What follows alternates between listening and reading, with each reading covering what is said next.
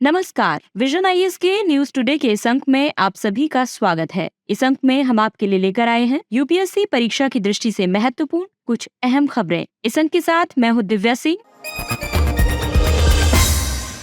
आइए सबसे पहले बात करते हैं इस अंक की हेडलाइंस के बारे में। वित्त वर्ष 2021-22 में भारत में लॉजिस्टिक लागत घटकर सकल घरेलू उत्पाद की 7.8 से 8.9% हो गई। अंतर्राष्ट्रीय ऊर्जा एजेंसी ने कोल 2023 एनालिसिस एंड फोरकास्ट टू 2026 शीर्षक से रिपोर्ट जारी की। भारत में ई अपशिष्ट यानी इलेक्ट्रॉनिक कचरा प्रबंधन के बारे में होगी बातचीत। भारत में बीमा समावेशन को बढ़ाना और बीमा सुरक्षा में व्याप्त अंतराल को समाप्त करना शीर्षक से रिपोर्ट जारी की गई। महाराष्ट्र की विधानसभा परिषद ने महाराष्ट्र लोकायुक्त विधेयक 2022 पारित किया और रक्षा अनुसंधान एवं विकास संगठन ने autonomous flying wing technology demonstrator का सफल परीक्षण किया। और आइए अब खबरों पर विस्तार से चर्चा करते हैं।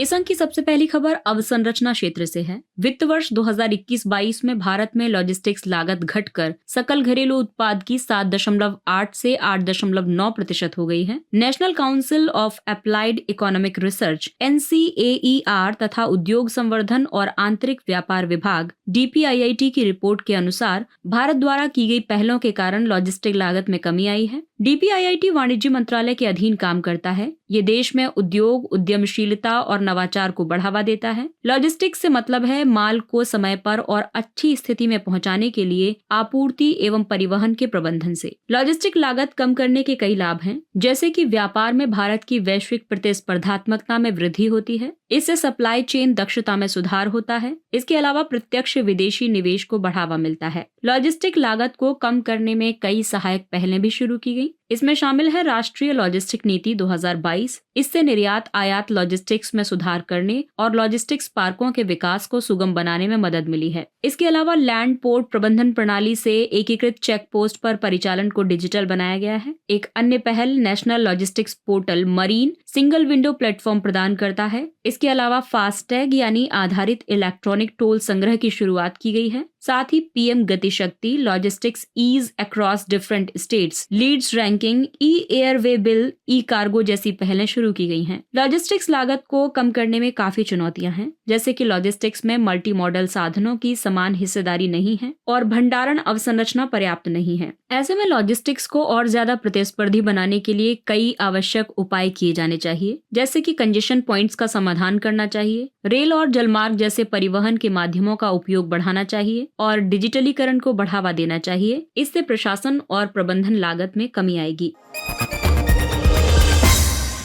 अंतर्राष्ट्रीय ऊर्जा एजेंसी ने कोल 2023 एनालिसिस एंड फोरकास्ट टू 2026 शीर्षक से रिपोर्ट जारी की है। इस रिपोर्ट के मुताबिक चीन और भारत में कोयले की मांग बढ़ेगी। हालांकि 2023 में लगभग सभी विकसित अर्थव्यवस्थाओं में कोयले की मांग में गिरावट आएगी। यूरोपीय संघ और संयुक्त राज्य अमेरिका में लगभग 20% की गिरावट आ सकती है। 2026 तक भारत और दक्षिण पूर्व एशिया ही ऐसे क्षेत्र होंगे जहां पर कोयले की खपत अधिक बढ़ने का अनुमान है। भारत में कोयले से देश की 55% ऊर्जा आवश्यकता पूरी होती है। इसका मुख्य कारण है यहाँ पर पाया जाने वाला कोयले का विशाल भंडार। भारत में विश्व का 5वां सबसे बड़ा कोयला भंडार है। ऊर्जा के अन्य स्रोतों की ओर तत्काल ट्रांजिशन में कई चुनौतियां मौजूद हैं, जैसे ये ऊर्जा सुरक्षा को खतरे में डाल सकता है। आपको बता दें कि ऊर्जा की बढ़ती मांग भारत की आर्थिक समृद्धि को बढ़ावा देती रहेगी। इससे लाखों नौकरियां समाप्त हो जाएंगी। वहीं कोयला क्षेत्र में 7,25,000 से ज्यादा रोजगार के प्रत्यक्ष अवसर उत्पन्न करने की क्षमता है। वैसे भारत में कोयले के उपयोग की दक्षता में सुधार के लिए कई पहलें आरंभ की गई हैं। कुछ पहले हैं अल्ट्रा मेगा पावर प्रोजेक्ट्स के लिए सुपर क्रिटिकल तकनीक अनिवार्य कर दी गई है। कोयला गैसीकरण को बढ़ावा दिया जा रहा है। कोयला मंत्रालय ने 2030 तक 100 मिलियन टन कोयला गैसीकरण का लक्ष्य निर्धारित किया है। पुराने ताप विद्युत संयंत्रों का आधुनिकीकरण किया जा रहा है। फ्लाई ऐश को कैप्चर करने के लिए इलेक्ट्रोस्टैटिस्टिक्स प्रिसेप्टर का उपयोग किया जा रहा है। इसी तरह नाइट्रोजन ऑक्साइड उत्सर्जन को कम करने के लिए बेहतर नाइट्रोजन ऑक्साइड बर्नर लगाए जा रहे हैं और ऊर्जा दक्षता ब्यूरो द्वारा परफॉर्म अचीव ट्रेड योजना यानी पैट योजना चलाई जा रही है।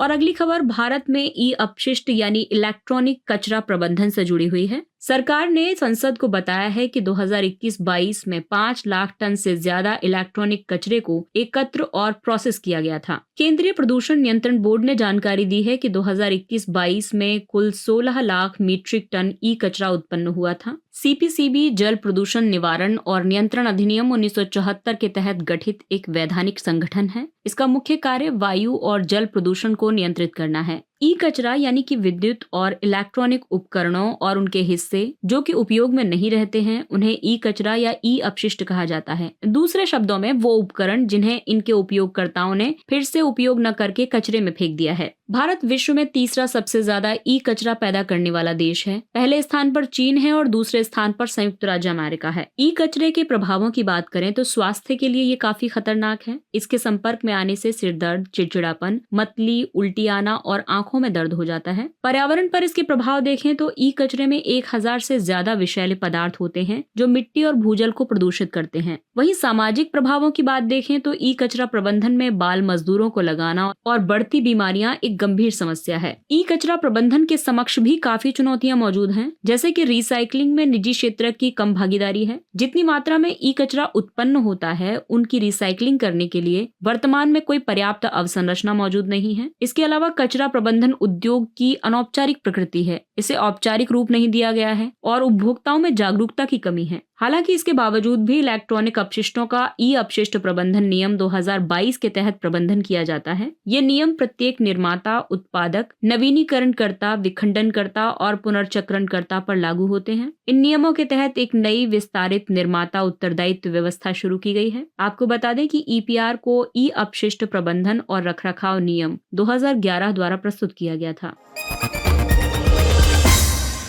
भारत में बीमा समावेशन को बढ़ाना और बीमा सुरक्षा में व्याप्त अंतराल को समाप्त करना शीर्षक से रिपोर्ट जारी की गई। ये रिपोर्ट राष्ट्रीय बीमा अकादमी ने जारी की है। एनआईए की स्थापना वित्त मंत्रालय ने 1980 में की थी। इस अकादमी का उद्देश्य बीमा उद्योग को उत्कृष्ट प्रतिभाएं उपलब्ध कराना है। इस रिपोर्ट के बारे में अगर हम देखें तो स्वास्थ्य बीमा सुरक्षा कवरेज में 73% का अंतराल मौजूद है। इसका मतलब है कि लगभग 40 करोड़ लोगों को स्वास्थ्य बीमा का कवरेज प्राप्त नहीं है। बीमा सुरक्षा कवर अंतराल प्रत्येक देश में बीमा कवरेज की अनुमानित क्षमता और वास्तविक कवरेज के बीच का अंतर है। पेंशन कवरेज भी कम है। केवल 24% कर्मी ही कर्मचारी सेवानिवृत्ति योजनाओं में पंजीकृत हैं। फसल बीमा के लिए बीमा करवाए हुए क्षेत्र और बीमा राशि में कमी आई है। इसके बावजूद भी बीमा क्षेत्र में अभी भी कई चुनौतियां बनी हुई हैं। सबसे पहली बात है बीमा की पैठ यानी इंश्योरेंस पेनिट्रेशन और बीमा घनत्व दरें कम हैं। बीमा पैठ का मतलब है सकल घरेलू उत्पाद की तुलना में कुल एकत्रित बीमा प्रीमियम प्रतिशत, और बीमा घनत्व का मतलब है कुल जनसंख्या की तुलना में एकत्रित बीमा प्रीमियम का अनुपात। इसे प्रति व्यक्ति औसत प्रीमियम के रूप में दर्शाया जाता है। बीमा कवरेज में ग्रामीण भागीदारी कम है। जीवन बीमा सुरक्षा कवरेज प्रदान करने वाली कंपनियों का फोकस शहरी क्षेत्रों पर ज्यादा है। फसल बीमा से संबंधित समस्याएं हैं। सरकार ने कर्जदार किसानों के लिए फसल बीमा को वैकल्पिक बना दिया है। इससे बीमा का नवीनीकरण नहीं हो पाता है। कुछ राज्य सरकारें प्रधानमंत्री फसल बीमा योजना से बाहर हो गई हैं। इससे फसल बीमा कवरेज प्रभावित हो रहा है। रिपोर्ट में की गई मुख्य सिफारिशों की अगर हम बात करें तो इसमें सरल बीमा उत्पादों के साथ सूक्ष्म स्वास्थ्य बीमा सेवाएं प्रदान करने के लिए सरकार, गैर सरकारी संगठनों और उद्योग समूहों के बीच सहयोग बढ़ाना चाहिए। साथ ही निम्न आय वाले लोगों और असंगठित क्षेत्र के श्रमिकों के लिए बीमा प्रीमियम पर जीएसटी माफ करने जैसे उपाय किए जा सकते हैं। इसके अलावा प्राकृतिक आपदा सुरक्षा कवर को अनिवार्य रूप से लागू करना चाहिए। ऋणी किसानों के लिए फसल बीमा अनिवार्य किया जाना चाहिए और उन्हें सूक्ष्म वित्त संस्थानों से प्रीमियम के भुगतान के रूप में सहायता दी जानी चाहिए। बीमा सुरक्षा कवरेज को बढ़ावा देने के लिए सरकार ने कई पहलें शुरू की हैं। आयुष्मान भारत योजना शुरू की गई है। इसे प्रधानमंत्री जन आरोग्य योजना भी कहा जाता है। इसका लक्ष्य पात्र लाभार्थियों को 5 लाख रुपए का स्वास्थ्य बीमा कवर प्रदान करना है। प्रधानमंत्री सुरक्षा बीमा योजना और प्रधानमंत्री जीवन ज्योति बीमा योजना के तहत बीमा कवर प्रदान किए जाते हैं। वहनीय फसल बीमा कवरेज प्रदान करने के लिए प्रधानमंत्री फसल बीमा योजना शुरू की गई है। केंद्रीय बजट 2021-22 में बीमा क्षेत्र में प्रत्यक्ष विदेशी निवेश की सीमा 49% से बढ़ाकर 74% करने की घोषणा की गई थी।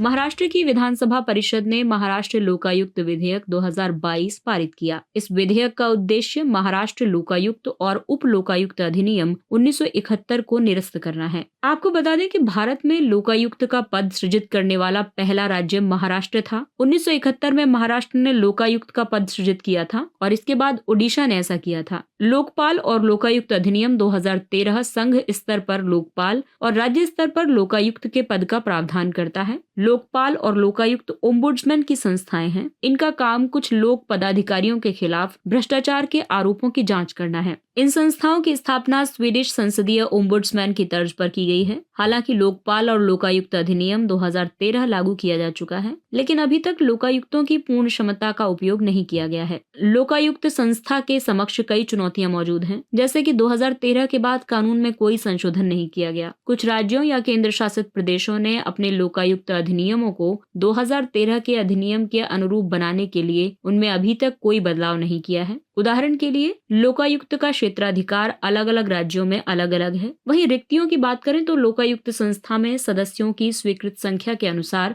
नियुक्ति नहीं की गई है। साथ ही बजट की कमी की वजह से मामलों की जांच समय पर पूरी करने के लिए उनके पास पर्याप्त बुनियादी ढांचे की कमी है। इसके कारण लंबित मामलों की संख्या बढ़ी है। लोकायुक्त के पास अभियोजन शक्तियों और स्वतः संज्ञान लेने की शक्तियों की कमी है। तो ये कुछ चुनौतियां हैं जिनको दूर किया जा सकता है, लेकिन ये अभी भी व्याप्त हैं लोकायुक्त संस्था में। और इन चुनौतियों से निपटने के लिए कुछ आवश्यक उपाय सुझाए गए हैं, जैसे कि राज्य लोकायुक्त कानूनों में 2013 के अधिनियम की तर्ज पर बदलाव करने की जरूरत है। इसके अलावा डिजिटलीकरण को बढ़ावा दिया जाना चाहिए।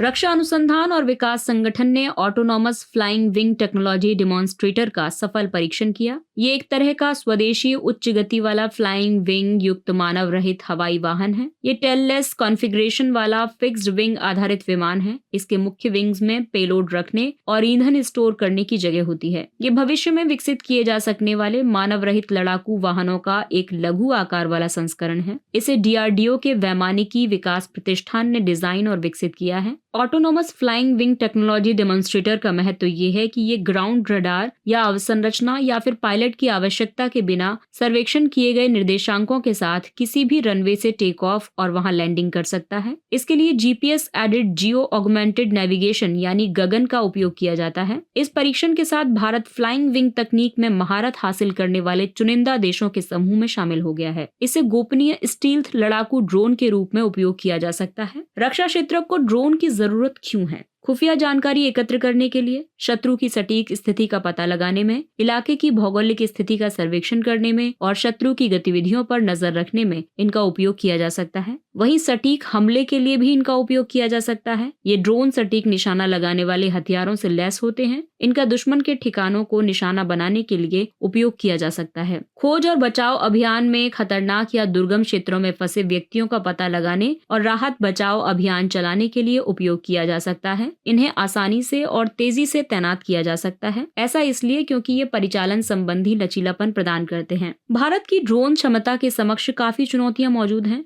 जैसे कि कानूनी निर्माताओं और ड्रोन निर्माताओं के बीच संचार में तालमेल की कमी है। ड्रोन के निर्माण के लिए आवश्यक प्रमुख पुर्जों और उपकरणों के लिए आयात पर निर्भरता बनी हुई है। ड्रोन के क्षेत्र में अनुसंधान और विकास की कमी है। पुर्जों के मानकीकरण और इनके बड़े पैमाने पर उत्पादन के लिए आपूर्ति से संबंधित समस्याएं मौजूद हैं। ड्रोन के विनिर्माण को बढ़ावा देने के लिए आरंभ की गई कई सरकारी पहलें हैं, जैसे कि ड्रोन शक्ति योजना शुरू की गई है। इसका उद्देश्य ड्रोन उद्योग को संस्थागत बनाना और एक ऐसा फ्रेमवर्क तैयार करना है जहां सभी हितधारक एक साथ काम कर सकें। ड्रोन और ड्रोन के घटकों के लिए उत्पादन से संबद्ध प्रोत्साहन योजना शुरू की गई है। इसके अलावा स्टार्टअप्स तथा लघु और मध्यम आकार के उद्यमियों की मदद के लिए भारत की ड्रोन नियमावली 2021 लागू की गई है।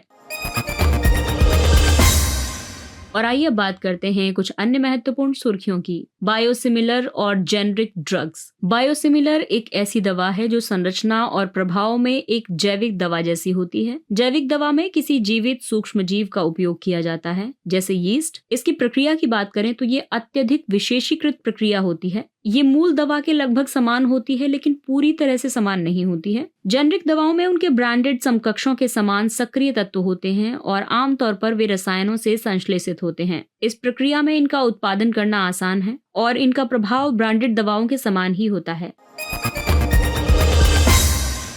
अगला टॉपिक है राइट ऑफ फर्स्ट रिफ्यूजल। पत्तन पोत परिवहन और जलमार्ग मंत्रालय ने प्राइवेट टेंडर्स में स्थानीय शिपिंग कंपनियों के लिए राइट ऑफ फर्स्ट रिफ्यूजल के प्राथमिकता क्रम को बदल दिया है। ये एक अनुबंधात्मक अधिकार है। ये इसके प्राप्तकर्ता को दूसरे से पहले किसी अन्य अनुबंध करने वाले पक्षकार के साथ लेन देन करने का अधिमान्य विकल्प प्रदान करता है। यदि अधिकार प्राप्तकर्ता लेन देन में प्रवेश करने से इनकार करता है तो बाध्यताधारी अन्य प्रस्तावों पर विचार करने के लिए स्वतंत्र है।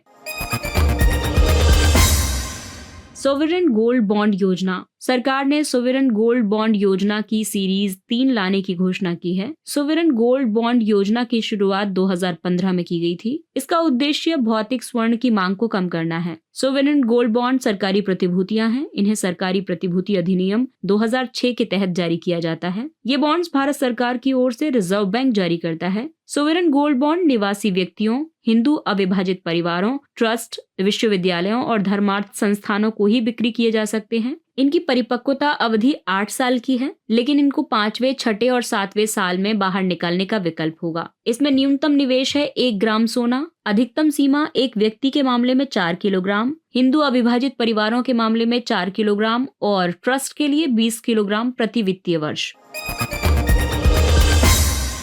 अगला टॉपिक है tax inspector without borders. TIWB ने सेंट लूसिया में एक कार्यक्रम शुरू किया है और भारत को पार्टनर एडमिनिस्ट्रेशन के रूप में चुना गया है। भारत इस कार्यक्रम के लिए कर विशेषज्ञ उपलब्ध कराएगा। टैक्स इंस्पेक्टर विदाउट बॉर्डर्स आर्थिक सहयोग और विकास संगठन यानी OECD और संयुक्त राष्ट्र विकास कार्यक्रम यानी UNDP की एक संयुक्त पहल है। ये विकासशील देश के कर प्रशासन को टैक्स ऑडिट ज्ञान और कौशल के हस्तांतरण की सुविधा प्रदान करेगा। इसके लिए ये एक व्यवहारिक लर्निंग बाय डूइंग अप्रोच का उपयोग करेगा। अगला टॉपिक है मोसासौर। शोधकर्ता ने 2006 में खोजे गए मोसासौर का नाम वाकायामा सोर्यू रखा है। इसका अर्थ है ब्लू ड्रैगन। इसका नाम जापान के वाकायामा प्रांत के नाम पर रखा गया है। इसका जीवाश्म यही पाया गया था। मोसासौर बड़े समुद्री सरीसृपों का एक विलुप्त समूह है जो क्रेटेशियस युग के अंत में पृथ्वी पर विचरण करता था। इनका संबंध सांपों और मॉनिटर छिपकलियों से है। वे जल की सतह के पास रहते थे क्योंकि उन्हें बार बार हवा के जरिए सांस लेना होता था। अगला टॉपिक है कृत्रिम। हाल ही में ओला ने कृत्रिम आर्टिफिशियल इंटेलिजेंस मॉडल लॉन्च किया है। ये मुख्य तौर पर भारतीय भाषाओं में प्रशिक्षित एक लार्ज लैंग्वेज मॉडल है। कृत्रिम 22 भारतीय भाषाओं को समझ सकता है और लगभग 10 भाषाओं में कंटेंट तैयार कर सकता है। Large language model deep learning algorithm है। ये बहुत बड़े डेटा सेट्स का उपयोग करके कंटेंट की पहचान कर सकते हैं, उनका सारांश बना सकते हैं, अनुवाद कर सकते हैं और भविष्यवाणी कर सकते हैं और कंटेंट बना सकते हैं। इन्हें न्यूरल नेटवर्क्स भी कहा जाता है क्योंकि ये मानव मस्तिष्क की तरह कार्य करने वाले कंप्यूटिंग सिस्टम हैं। कुछ लोकप्रिय लार्ज लैंग्वेज मॉडल हैं ओपन AI का ChatGPT, गूगल का जेमिनी आदि। अगला टॉपिक है डार्क फाइबर। प्रतिभूति अपीलीय अधिकरण सेट ने डार्क फाइबर मामले में नेशनल स्टॉक एक्सचेंज पर जुर्माना लगाने के सेबी के आदेश को रद्द कर दिया है। डार्क फाइबर को अनलिट फाइबर भी कहा जाता है। ये ऐसा ऑप्टिकल फाइबर है जिसे बिछाया तो गया है लेकिन अभी तक उपयोग नहीं किया गया है। ये किसी भी सक्रिय उपकरण से नहीं जुड़ा होता है या इससे न तो कोई डेटा संचारित किया जा रहा होता है और न ही कोई सेवा उपलब्ध कराई जा रही होती है। इन्हें डार्क नाम इसलिए दिया गया है क्योंकि इन केबल्स के माध्यम से अभी तक कोई भी प्रकाश पुंज नहीं भेजे गए हैं। इनका उपयोग किए जाने के बाद भी इन्हें डार्क फाइबर ही कहा जाता है क्योंकि ये अन्य नेटवर्क केबल से स्वतंत्र होते हैं। इनका लाभ कम लेटेंसी और उच्च सुरक्षा में होता है। Kyasanur forest disease KFD। हाल ही में कर्नाटक में क्यासानूर फॉरेस्ट डिजीज वायरस से एक व्यक्ति की मृत्यु हुई है। इस वायरस की पहली बार पुष्टि कर्नाटक के क्यासानूर वन रेंज में हुई थी और इसी वजह से इसे क्यासानूर नाम दिया गया है। ये एक पशुजन्य रोग है जो KFDV के कारण होता है। क्यासानूर फॉरेस्ट डिजीज वायरस टीक्स के काटने से फैलता है। इसे मंकी डिजीज या मंकी फीवर के रूप में भी जाना जाता है। काले मुंह वाले लंगूर बंदर और बोनेट मकैक इस रोग के प्रति अति संवेदनशील हैं। ये संक्रमित बंदर वायरस का प्रसार मानव आबादी में भी कर देते हैं। और आइए अब बात करते हैं सुर्खियों में रहे स्थल के बारे में। ईरान। ईरान की राजधानी तेहरान है। ईरान ने भारतीय पर्यटकों के लिए वीजा की आवश्यकता को खत्म करने का निर्णय लिया है। ये दक्षिण पश्चिम एशिया में स्थित है। इसकी सीमाएं उत्तर में आर्मेनिया और अजरबैजान, उत्तर पूर्व में तुर्कमेनिस्तान, पूर्व में अफगानिस्तान एवं पाकिस्तान तथा पश्चिम में इराक और तुर्की से लगती हैं। इसकी सीमाएं उत्तर में कैस्पियन सागर और दक्षिण में फारस की खाड़ी तथा ओमान की खाड़ी से भी लगती हैं। ईरान का प्रमुख पर्वत है एल्ब्रुज और जाग्रोस। प्रमुख नदियां हैं करुन, कारखे और जायनदेह। प्रमुख मरुस्थल हैं दश्त कविर और दश्त लुत, और ईरान का उच्चतम बिंदु है माउंट दमावंद। इसके साथ ही ये अंक समाप्त होता है। अगले अंक में फिर मुलाकात होगी कुछ अन्य महत्वपूर्ण खबरों के साथ। तब तक अपने लक्ष्य के लिए तत्पर रहिए, और अगर आपको हमारा कंटेंट अच्छा लगता है तो इसे लाइक, सब्सक्राइब और शेयर जरूर करें। और अब हमें यानी विजन IAS की पूरी टीम को दीजिए इजाजत। नमस्कार।